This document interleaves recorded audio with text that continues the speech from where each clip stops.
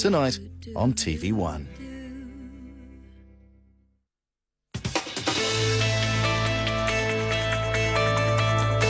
Welcome back. As you would be well aware, there's all sorts of rebuilding work going on in Christchurch at the moment. But some locals have been working on a unique kind of construction, a piece of Star Wars Death Star, that's right. Ahead of this weekend's Armageddon exhibition in the Garden City, these men have been building a life-size replica of one of the sets. Apparently, it's the only one in the world. So Abby Scott went to see if the Force is with them.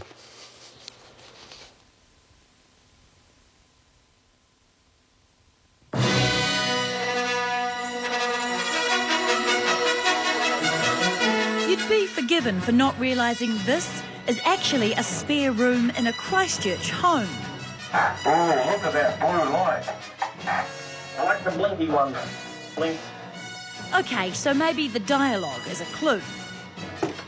Maybe he's gone to bed. Hello?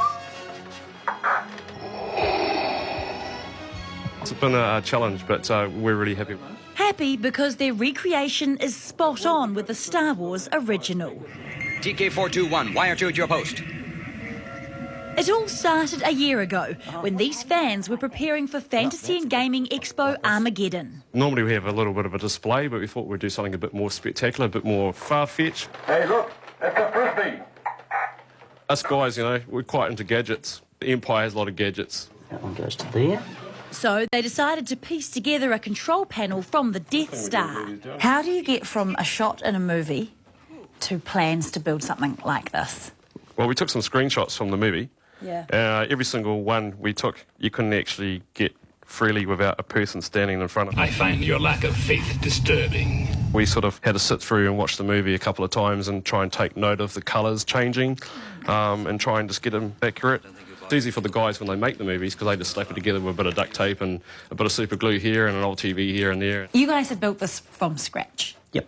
Every single part of it is handmade, scratch built. Where did you source all the stuff from? All sorts of different places. I mean, things like this is a supermarket meat tray. That's R2's plug-in port where he finds the princess. I'm afraid she's scheduled to be terminated.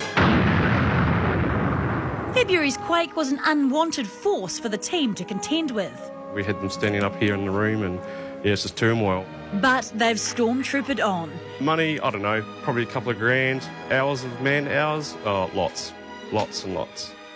You know, late nights, grumpy wives. And now they're getting ready for the big reveal at this weekend's rescheduled Armageddon Expo.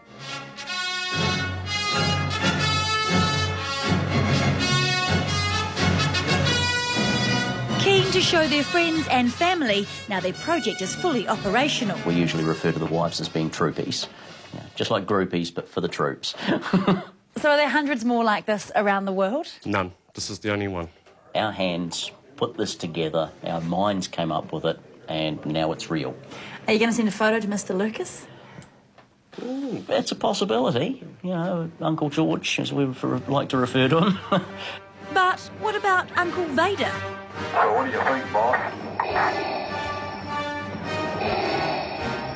Impressive. The fans will be able to judge for themselves this weekend. Outstanding. Armageddon is on this weekend, as Abby says, at the Addington Raceway in Christchurch. The set and its trooper creators will be there fundraising for charity, which is very nice indeed. Now, as you would imagine, just a whole pile of feedback. You've had a lot to say on the program tonight on the old cell phone story.